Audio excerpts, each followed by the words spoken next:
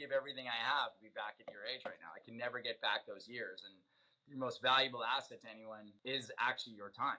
Welcome to the Young Leaders Podcast.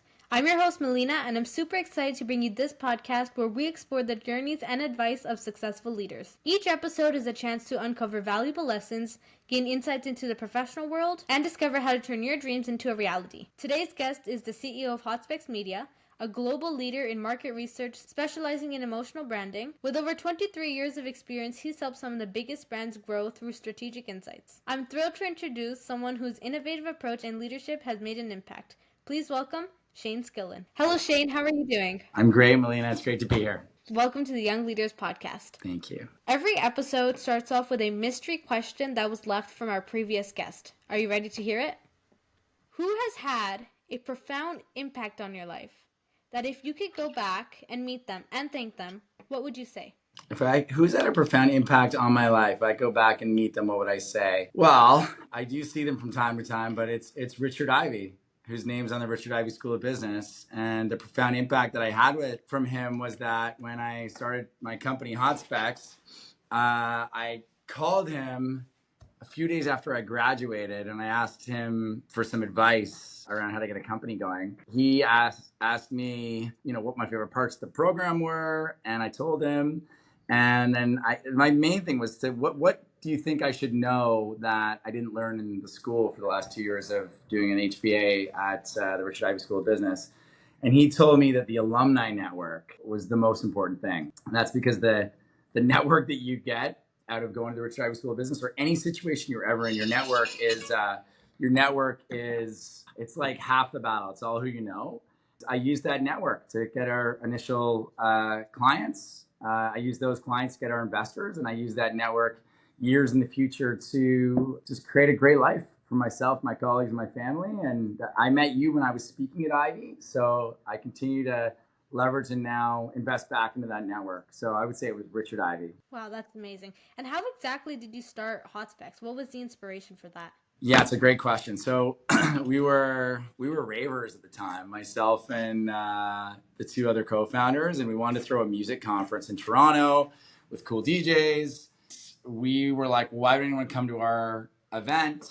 What do we put at the event? What DJs do we hire? Where is it? When is it? How much do tickets cost? So we had the idea that if we created an online survey, we could involve people in the design of the event, so we know what DJs to hire, what to charge, where to put it, what dates to do, et cetera, et cetera. And that the people that participated in that survey would also want to come to the event because they were involved in the co-creation of it. And then a colleague of mine, Veer Gidwani, I wouldn't say a colleague, I would say a fellow student of mine, dropped out of Ivy actually to get his tech startup going.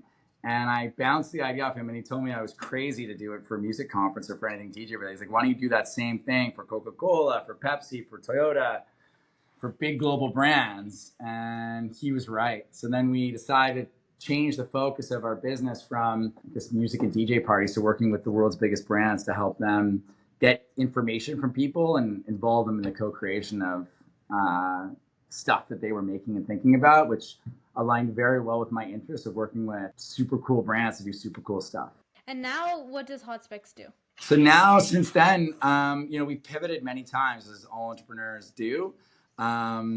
We were that consumer involvement company for a while, and then that didn't really work out. The business model didn't work for companies like Procter & Gamble and Coca-Cola and Toyota and things that I talk about because we didn't have enough reach. So we took our platform that we programmed and made and started doing market research surveys with it. And so we started doing market research for those same brands. We were the first company in the world to do online market research, which is how most market research is done right now. And since then, we've evolved into, using this emotional map that I have here behind you, where, clients of ours like Procter & Gamble and Coca-Cola, two of the best marketers and biggest marketers in the world, would say they use this emotional map as a unified theory for brand building. So we spent a lot of time doing that. We also acquired a media agency about 3 years ago, which has been a huge success for us because we can now do research to help those clients figure out how to make smart decisions to grow their brand using emotional science on this wheel of human emotion. And then our media agency can actually work with some of those same clients to actually run media across all the various media channels. Wow, that's so cool. And then your media chart that talks all about emotional branding, right? Yeah. So if you think about why do emotions matter, everything that a human being does starts with the subconscious emotional impulse to do it. And then our rational brain is later recruited to either allow it or deny it. So if you really want to figure out what people are going to do, what they're going to buy, and how much they're going to pay for something, if you can measure how they feel about something, you can very accurately predict what they're going to do. So our focus on emotional science has been very, very rewarding for us. And then look, if you get to do market research and emotional science related work for companies like Procter & Gamble and Coca-Cola, two of the biggest, most sophisticated marketers in the world, lots of other interesting clients fall out of that. And so that's why we focus so much on emotion, I would say, because of our deep partnership with clients like that. How did you get to be able to go to like such top companies and like present your idea? Yeah, it's a great question. And, look, it's all about networking. And you've got to, in this day and age, particularly as AI is coming, relentless pursuit of sales to one of the founders in any company is just mission critical. And it's a lot of people don't realize that most salespeople give up selling on their second sales call. And usually it takes an average of 5 sales calls to make something happen. And so I would say it's a lot of grit and persistence of calling those companies and asking for an audience and then getting in front of them, doing a lot of research ahead of those meetings. So I like to have this ratio. If you're going to spend an hour with a client, you better put 3 hours of preparatory work into that 1 hour that you have. And that's something we learned from Accenture. And I totally agree with that. So lots of door knocking, using our network, and then really good research into what those clients' specific goals are, maybe what their KPIs are for the individual people that are going to be in the meetings, and then linking a presentation back to their needs. And then, one of the great books anyone can read, there's 3 books I think everyone should read. One is The 7 Habits of Highly Successful People, Highly Effective People. The second book is How to Win Friends and Influence People, which really, really helps with sales. And the third one, the best sales book I've ever read, is called Flip the Script by Oren Klaff. And if you listen to his audiobook, he's got a prescribed methodology for how to convince somebody to buy what you're selling. And I've read 100 sales books trying to refine the art of doing this. And I think that's the best methodology. So, a part of the books, what was the most like best advice that you had out of all of them?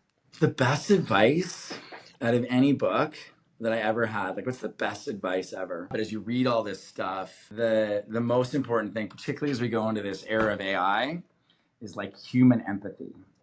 So ultimate empathy, I call it. And it's how you put yourself in someone else's shoes and almost see the world the way they see it. And so when you do that, you can understand how the things that you're going to propose to them best meet their needs so that they can eliminate stressors, achieve their hopes and dreams, do that thing they always wanted to do. Like I said, in this era of AI that's coming, the more that we can tap into our humanity, like having empathy for other people when you're talking to them and deeply understanding them, and then having that as your starting point is just a really good way to go. And then, it also matters. My dad gave me this advice, which was really good too, was you get one sheet of paper when you start out, and that's your reputation. And people will just keep writing what's on that sheet of paper. And you can decide whether to have a good reputation or bad reputation. And a good reputation really matters. And the more empathetic you are to other people, the better it is. I struggled with that for a while when we were getting going. I was probably not the best boss. I was always worried we were going to run out of money. I was worried that everything that went wrong was going to bankrupt us. And I really regret that. Those are some of my life regrets. And now with my own children, I've got 3 boys. I try to impress upon this ultimate empathy. And that you are who you are when no one else is looking. I think AI is like eating a lot of the IQ related things, but things that are EQ related, emotional side of the equation, it's going to take AI a longer time to do that if it can do it at all. How exactly can you become more empathetic with others? And how do you know like what they would want to see or what they would want to have? Yeah, just by asking a lot of questions and practicing and like talking to strangers. So there's 2 things. If you think about all the literature about behavioral psychology and things that make you healthy and things that make you happy and make you sad and create wellness, a lot of that stuff's been debunked because a lot of the research was done with non-representative samples with grad students. So Harvard's doing a study on, how well, how smoking impacts your attitudes in social situations. The survey was probably done with their friends at a party. And you can't do research that way. You need to do it with representative samples to predict what the whole population will do. The two things that haven't been debunked are, one, practicing gratitude every morning and just taking a minute to slow down and doing. I've got a 5-minute gratitude journal. I don't know if I have it here. Oh, I do. This is a great book. These gratitude journals here. A friend of mine created it. Suja. 5 minutes every morning. Just going to say, what am I grateful for? What will make today awesome? And what are my positive affirmations? And doing that every day, I think, cues you into other people. The other thing that creates wellness and prosperity for all people is talking to strangers. And it's weird, but you're good at this because I've seen you when I was presenting at Ivy, and I saw you get Gary Vaynerchuk's attention too. But your people's ability to go talk to strangers is good. And so I think people should just practice that. And I was just telling, a billionaire I was having lunch with just now, that everybody's nice. I remember sitting with my son in a Tim Hortons one time to a biker was wearing a big Hells Angels jacket. Didn't say Hells Angels on it, but it was like a big leather vest jacket thing, ponytail. And I'm like, watch, this guy's gonna be a super nice guy. And my son's like, I don't know. And I'm like, hey dude, cool jacket. And he's like, really, man? You think so? Awesome, man. You like it? And everyone's like that. 99.9% of people are nice and pleasant. And so my advice, just talk to everybody. Anyone? Just like anyone? Does it have to be at networking events, or can it just be on the stream? Like, hey, your hair looks nice. Anybody. And stop on the street and talk to people. Yeah. And everyone's got an interesting story to tell. There's good in everyone. And the more you do that, the better you'll be able to cue off different people and how to connect with them. And I think we're getting pulled away from that by our, by our screen time right now and some of our use of AI. I think that humanity is getting pulled out of some people. And like I said, I think the most important thing these days is just embrace humanity, embrace the ability to be empathetic and get really good about presenting and talking to people and being on stage. So on stage, 70% of people are scared of being on stage. I was just presenting to 400 of the ad managers at the Canadian government in Ottawa a couple of weeks ago. And I asked who's scared to be on stage, and 75% of the hands go up. I remember telling them and really explaining to them that it's so important to not be scared to go on stage because it's a prehistorical trait, or I guess instinct, that we had to not grab the microphone and want to speak. Because thousands of years ago, if you did that, you could get thrown out of the tribe and then you die.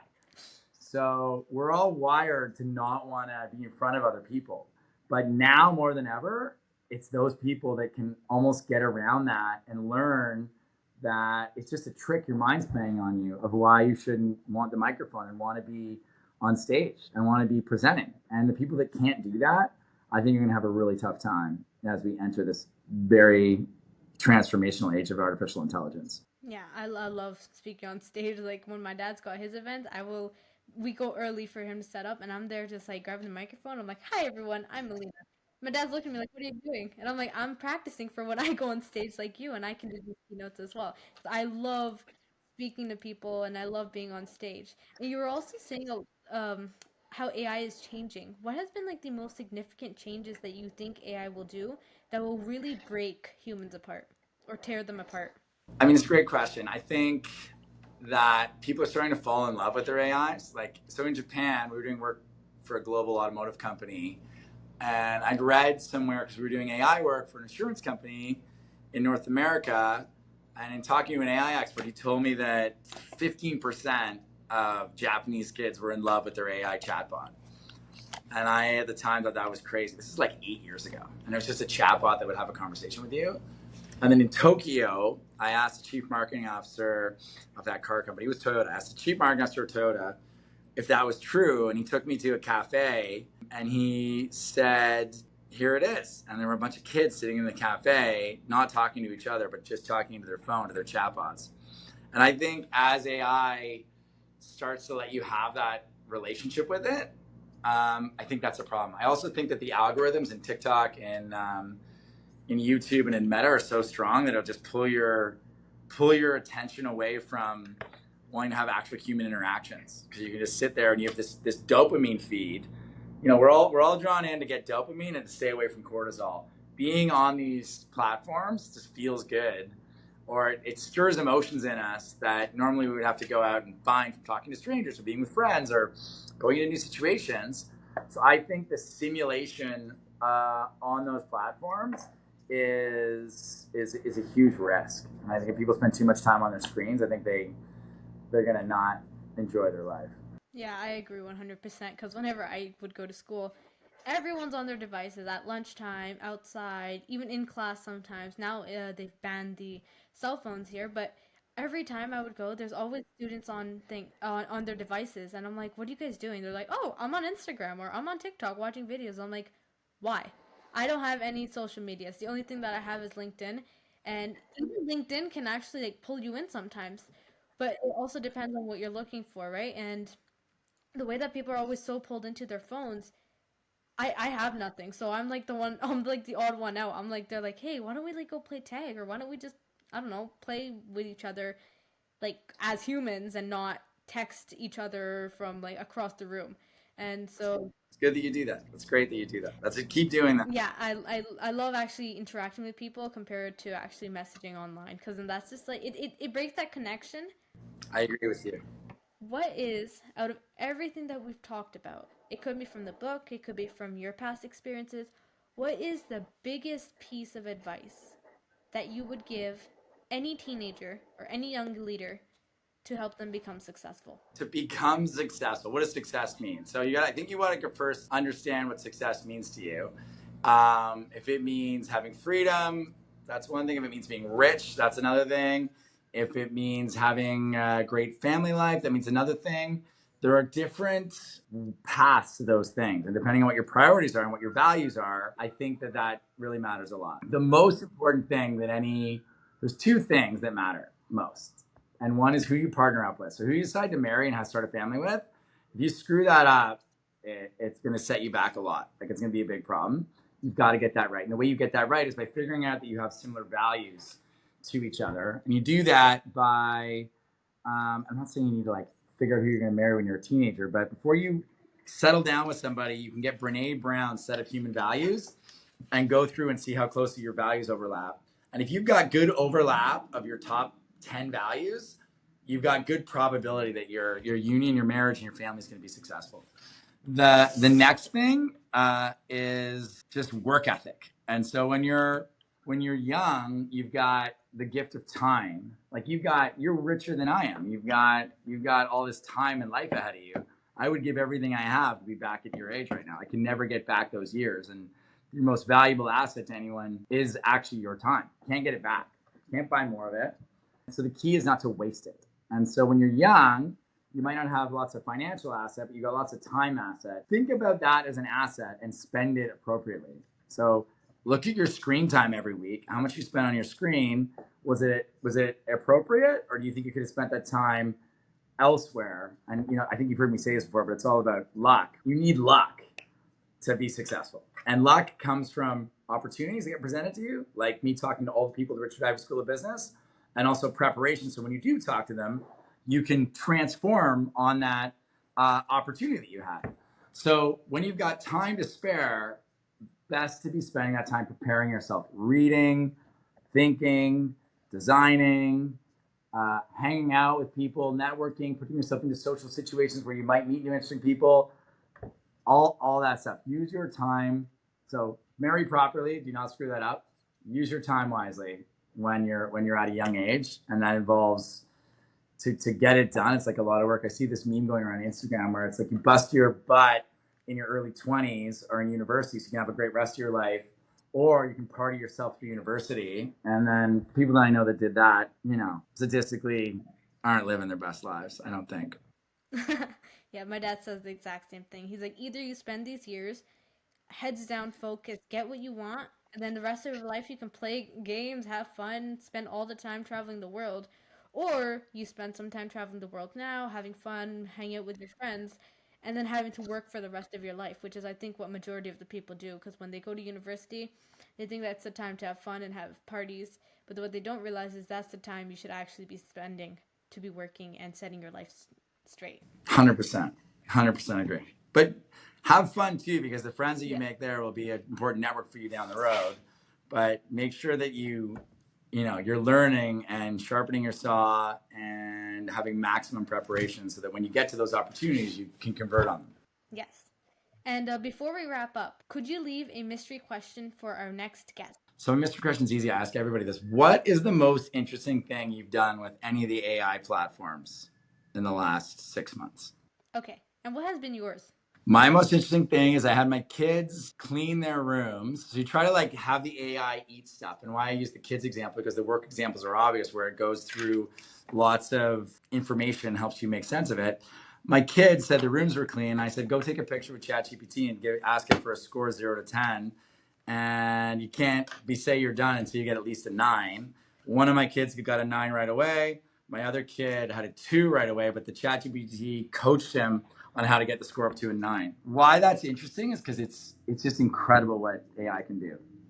Wow, that's amazing. Well, thank you so much for your time, Shane. I really enjoyed this conversation, and I hope our viewers did as well. Thanks, Melina. It's been my pleasure. That wraps up this episode of the Young Leaders Podcast. To everyone tuning in, remember that facing challenges with a positive mindset and continuously developing your skills are crucial steps towards success. Stay tuned for more inspiring stories and practical advice from our future guests.